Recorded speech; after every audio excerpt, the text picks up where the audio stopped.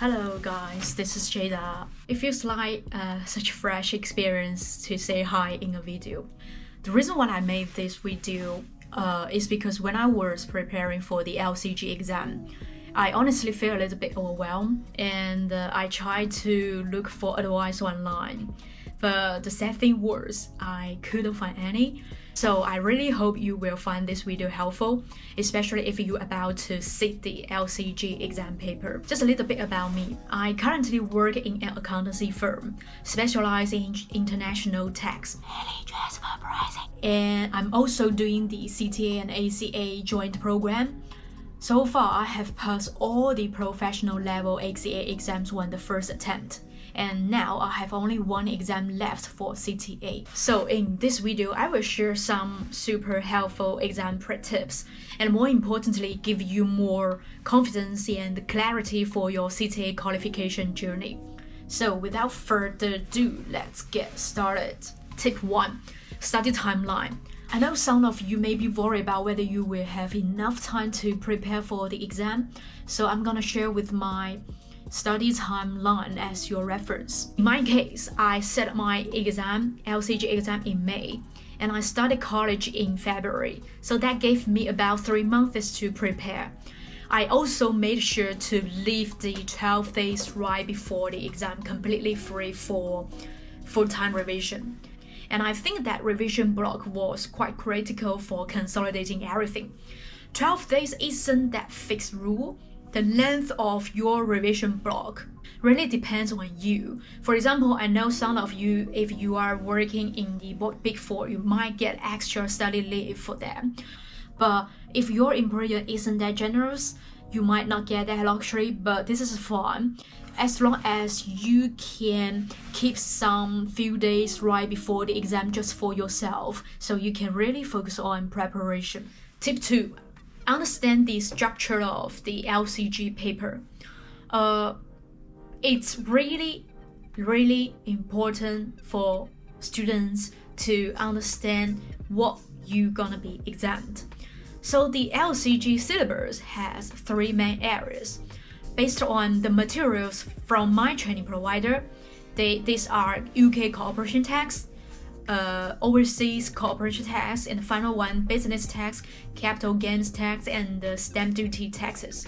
If you are short on time, I would suggest focusing on UK and overseas corporation tax first. I know it's hard to predict exactly how the marks are split, but in my experience, those 2 areas make up most of the exam. Also, by the time you reach the advanced technical level, business tax, CGT, and SDLT, those also can be picked up more quickly. So to summarize, you have to find out what you're good at or what you're not good at, and prioritize this to make your study plan. Tips 3. How to balance your work and study. Since I was working while studying, and I know this is the case for most of us, and I usually study for about 2 hours after work on weekdays, and I also cut down my social hours on weekends to make space for longer sessions. From the very start, I made a question practice part of my routine, and I have the question banks from the training provider for each syllabus area, plus pre-revision and the revision question banks. At the top course stage, I plan to finish the UK and overseas tax question banks before the revision, and honestly I didn't manage to complete them all, but that's okay. By this stage, you already have the fundamentals. The key thing is consistency. Keep practicing questions regularly, and whenever something confuses you, use the forum or ask your tutors. Don't wait until the last minute to clear up tricky points, especially since the exam does test the areas where you might hesitate between tax rules. Tip 4. Don't rely on Excel. The reason I say so is the CTA exam software doesn't support Excel yet, unlike the ACA exams. During the exam, you are only allowed to use a calculator. I know it's really old way, but hopefully one day they will upgrade the software, include the Excel. But this is not the point I want to say. For now, please practice the way you will actually sit the exam. So don't use Excel as your main practice tool. Tip 5. Use a timer in revision. Before revision, you don't need to time yourself strictly. I say so is because I don't want you stressing at the very beginning. But once you are in the revision mode, stick to the 1 mark equals to 2 minutes rule. That way, you won't waste the time and risk missing easy marks later in the paper. For example, when I was doing the exam, real exam, the first question was a little bit tricky. And I believe if we got enough time, we definitely can finish it all.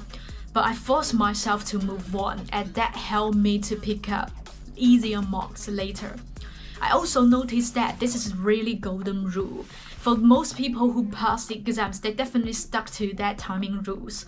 So trust me, the time management skills really makes huge difference. Tip 6. Don't push too hard. First of all, the LCG paper is tough if you are aiming for a high mark, but it's not too difficult to pass. For my intake, the pass rate was around 70%. And I know for most of people like pursuing to be a outstanding one, it's tempting to aim for 70 plus, but CTA and advanced level exams are not really designed that way. Very few people score above 70. You can also check the exam scripts from the CIOT website. They show examples of answers who got 50, 60, and the difference is clear. But remember, all you need is 50 to pass. That's it. Tip 7. Don't rely on AI. This one is really important. Don't think AI can help you interpret text regulations or exam questions correctly or comprehensively. I know AI tools are advanced and convenient, and also AI is evolving rapidly, but trust me, the answers generated by AI are not reliable or correct enough for CTA exams. If you are really unsure about some knowledge points, please make full use of your training providers' materials, platforms, or forums. That's where you will get accurate guidance that matches the exam standard. Tip 8. Please do mock exams before the real exam. I really recommend doing some few rounds of mock exams to simulate everything that will happen in the real one. This way you will know what to expect, like how your mindset changes from the start of the exam to when you hit tricky questions, and then how to adjust yourself along the way. It also helps with the energy management. The exam is 3.5 hours long, and you will probably feel tired after around 2 hours or 3 hours, and you still need to push through the final half hour. So by practicing these mocks, you will get familiar with how you react, especially mentally or physically, so you can manage those challenges better in the real exam. The reason why I say also additionally mocking exams, please stick to the hours, to the timers, and to make your exam order strategy, which you can know better how you're gonna perform yourself during the exam, especially we're gonna have 5 questions in total to finish. And a bonus tip, please stay flexible, positive, and focused. If you're feeling you fall behind, don't panic, please. Move on to the revision question bank, because it's based on the past paper questions and is one of the best ways to get familiar with exam style. Even if you don't manage to cover everything, focusing on real exam style practice in the final stage, which will make a huge difference. So to wrap up, plan your timeline and block out the revision days. Focus on UK and overseas text if you are short on time. Keep a regular routine with consistent question practice, starting from the college Don't rely on Excel, please stick to the calculator. Time yourself in revision, and don't over-aim. 50 is enough to pass. Don't rely on AI, stick to your official materials and the tutors.